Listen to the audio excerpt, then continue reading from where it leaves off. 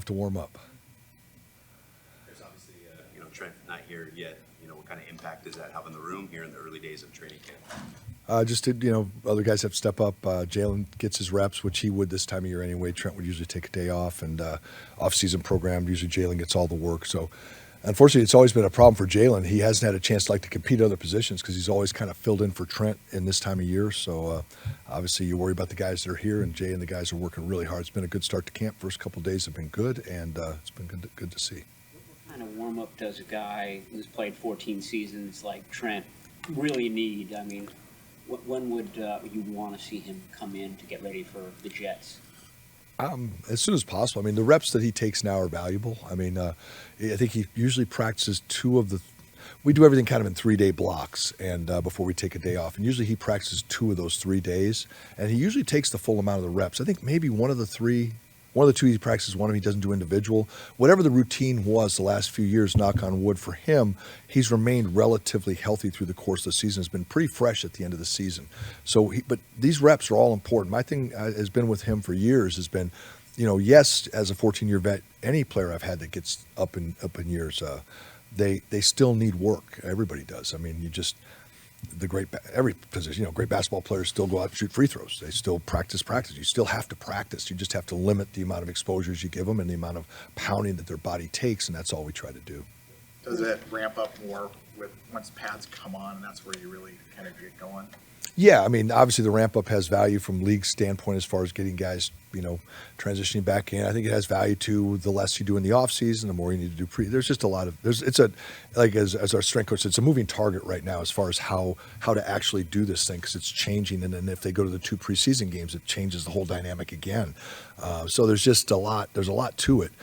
So as far as getting any of the guys ready, it's unique. It's really cool. It is cool because it's different, right? All of a sudden now, John Feliciano versus Dominic Pooney versus this guy. You have all these different guys, and how do I get them all ready to go and give them what they need to be able to be ready to play, yet keep them healthy, which is our number one priority, which is to make sure you have availability of players, but at the same time, prepare them to play a style of football that's very physical, fast, the way we do things, and it's a challenge.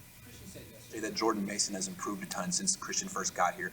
We've always seen that Jordan's a good ball carrier, but there's so much more to playing running back. Where have you seen the improvements with Jordan? Yeah, all of the above. I mean, he has become a better ball carrier. He was just such a hard-running, strong, physical, tough guy that he gained yards, sheer willed himself into yards. Now he's understanding the playbook better. Bobby Turner coming back in the building has been, not that anything was wrong with A-Lin, it's just he, the 2 guys have clicked, and so that's really helped. And then he's just matured as a player. He's had a chance to run more routes. He's had a chance to watch Christian run routes. I mean, it's a huge benefit to not only be coached well, but then have a guy that's premier at doing it go like, oh, I can see how that's done a little bit better, and it's a guy that I'm right here with, and I know the guy, so it's helped him in every facet. He's really, really taken off. It's really exciting to see. We get one-on-ones, which is, we all make a ton out of it. How much do you actually make out of one-on-ones? I don't. I get really mad at one-on-ones. Not that I don't. Guys don't like them because they're saying like it's unfair. Yeah, I get it's unfair.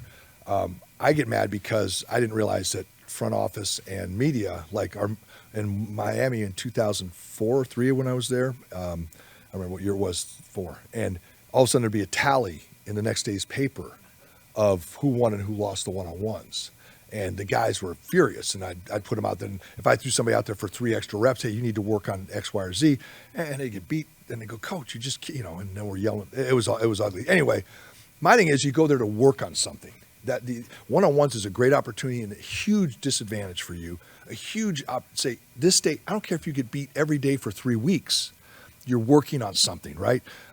Certain guys have weaknesses, and they're going to go work on that weakness, and that they may just get pounded for a while because they can't get it. And then they say, well, I have to survive the drill. Now, don't survive the drill. Get better. Who's keeping track of, Bosa beat Trent, or Armstead killed this guy, or Banks can't block anybody in one-on-ones. And, some guys aren't very good in one-on-ones. But yet, within the setting of an offense or protection, they do a heck of a job. And yeah, they may show up every now and then in a one-on-one, but at the end of the day, it's more of a thing for me to work on it. It's hard to get the rest of the building to understand that. Not get them to understand is that it's the only really live work that you get to see. So you should place some sort of stock in it, but it isn't. It shouldn't, because you have no idea what I've told the guy I wanted to work on that day, and you're like, oh God, he stinks, and yeah, he stinks because he's working on it. Yeah, he's got to get better. So. Trent's absent. or kind of initial plan, as you look at the two guard situations, you mentioned Luciano and Pooney that leaves Burford, you know, as the apparent first stringer after he kind of lost his job. I mean, but how do you look at that right now as far as what you want to see in an individual? Yeah, I mean, you can tell me it's great. It's great, and it's hard. It's not like we're going to be able to just, I think, say this job belongs to, you know, John, or this job belongs to Spencer, or this job belongs to Pooney, or whoever. You know, by the time this all shakes out, who knows, may be the right or left guard at the position. I think Banks has set that right guard spot. I'm not going to say it's like a wide open competition, but it's going to be interesting to see because there's three good players, all with different things that they do well and different dynamics to the whole thing. I mean, do you really want, even if Pooney is the best player, I don't know if it's Pooney or Puny, I don't remember, but anyway, Pooney, I'll say Pooney, it sounds better, is that the guy, do you want him out there opening day, Monday Night Football against the Jets, you know? If he's the best player, you do, but like those are bright lights, right? Whereas opposed to Spence and John have done it. So there's that whole dynamic, and then it's just who's playing best, who's playing well, how people are, you know, you got to look at John Feliciano as an aging player to say what's best for him in regard to trying to make it to week. Hopefully there's a week, you know, 18, 19, 20, you know, if there are those weeks at the end of the year, then how do you get him there? And what's that look like this time of year and into the season? Same thing with then, you know, Spence and Pooney. It's all the same. So it's a kind of a fluid situation right now, and that's good to have. Unfortunately, there's not as much time to develop guys or have a competition, but I think it's good. What's unique about him? What does he bring? He is a you know, he's a strong, big body. He just has a lot. You know, he's no bigger than most of them, but he's a very, he'll set the pocket real well. He plays with great anchor. He's extremely intelligent. He's really, really a good player, man. He's a special guy, and he's just not done the position for very long. And with our system, it's a little bit of a change for him. So there's going to be a learning curve. But he's got some real stuff to him. Where a lot of our guards in our system may tend to be quicker. That's where Banks is a great advantage. He is those bigger guys inside do help. After the Super Bowl for missing the block or missing the assignment on Chris Jones, what can a mental mistake like that do, or how has he bounced back from that? What have you seen from him? Oh, it's brutal. I mean, you know, one of my favorite lines, I remember when in coaching meetings, here we go again. Coaching meetings over the course of my life, we've had coaching meetings, and you're like, it's probably not going to happen. Maybe one or two times it shows up, oh well.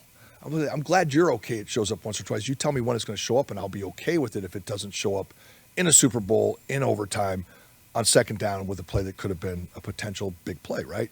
You don't know when it's going to come. So it has, when it occurs, has huge ramifications. You know, it weighs on you. I mean, every single thing that I did the night before the game in the Super Bowl to talk to my players, to prepare them that week, to get them ready to go. I'm going to get choked up on the sideline. We picked this game to not play our best game, but it happens. It's a game. You go out and you roll it, you go play it, and we didn't play very well. And he makes that mistake. I struggle with it. It's my fault. I prepare him to play. It's my job to get him to do it. And yeah, he didn't. It's my fault. And he didn't have it down. Banks missed a similar thing earlier in the game. Nobody talks about that one. There was a pressure, and I think he got the ball out, but it wasn't covered good enough. Or if it was, they didn't get it. Because if they don't get it, I can't just say, their fault, not mine. Heck no, man. I'm responsible for those knuckleheads. And those knuckleheads don't do it right. I'm the knucklehead. I'm the guy that's not doing the job right. I'm the guy that's got to get him to do it. But I can promise you, as much as it weighs on me, it weighs on him more because he's the one with the bright light on him. Nobody took the camera over to me and said, there's the idiot that didn't get him prepared properly. You know? That's so it's hard. And coming back from that has been hard. And the conversations with him, you know, at the end when he came in my office after the game, I mean, it was hard. I mean, it matters. This guy doesn't just go, missed my assignment. No. I mean, it's a once-in-a-lifetime opportunity. You don't know. And so, yeah, it was tough on all of us and tough on him in particular. But he's been great. He's come back, bounced back well, and he's done a good job. And I love the guy. He's doing everything right to hopefully fix a lot of those things that went wrong. Take one more. You mentioned last year that Feliciano got here. Sometimes you don't know what a veteran can do in your system until you have him in the system, and then you figure it out. Hubbard brought in as like an 11-year guy. He was taking some left tackle reps yesterday. Do you think he could make the transition here? Yeah, I'll say this is that, okay, it's a typical, I've said to you before, I think that you see things on tape. There's little tiny things you'll see the transition. You'll say, oh, I can see this in him, or I can see this in this guy. And you'll say, those are things that translate to our system. Now, will he do it consistently in our system, right? I saw things with Feliciano in a certain part of his game. Hubbard, you see it too, because Tennessee did have some similarities. There were some similarities. You could see more of what we do in Hubbard. And then here's the catch-all, just is Brunskill was there. And Dan Brunskill's a Kyle Shanahan favorite. And so if Brunskill gave him the check and say, this guy can do it for you guys, Kyle was like, yeah, well, Brunskill says we can do it. I don't care what you say. This guy's playing for us. So Danny said the guy was actually really good at it, and he felt was a good transition. Even though they didn't exactly coach him in Tennessee like we coach him, Dan felt like the guy could make the transition. And so whatever I thought went backseat to Brunskill, but we think the guy can do it. Chris, you've been doing this for a little while. When you come into training camp and you So see kind, this, a little while, thank you. come into camp and you see this group of guys, what do you see that's different from the groups that you've coached in the past? Every year's different. That's what's so great about it. No matter what we are building this thing towards year, Kyle always talks about previous years, and I get it. There have been a lot of people who have been here a long time, but a lot of these guys haven't. It's just every year's a new dynamic. What I like about this group of guys is I think we've got a couple young guys. These guys have been fringe guys. It's really exciting to see how Zakel, Barch, Pooney, Kingston, not the other guys down the line, how they're going to develop. What happens with our veterans? How does Brandon Parker, do we get a squeeze, a little more out of him or out of Hubbard? Does Jake Brendel continue? Does McKivitz take a step and become? There's just so many little things within this. Banks is coming into a huge year for himself and his future. And all these things weigh on a guy. That's why it's a different dynamic. All of a sudden, Feliciano's, they're all in a different place than they were a year ago. So each guy presents a different challenge. I'm excited because I like the. On the upside, there could be a huge, great group of guys that we got out of from really not, from kind of humble beginnings, and then there's a chance they don't.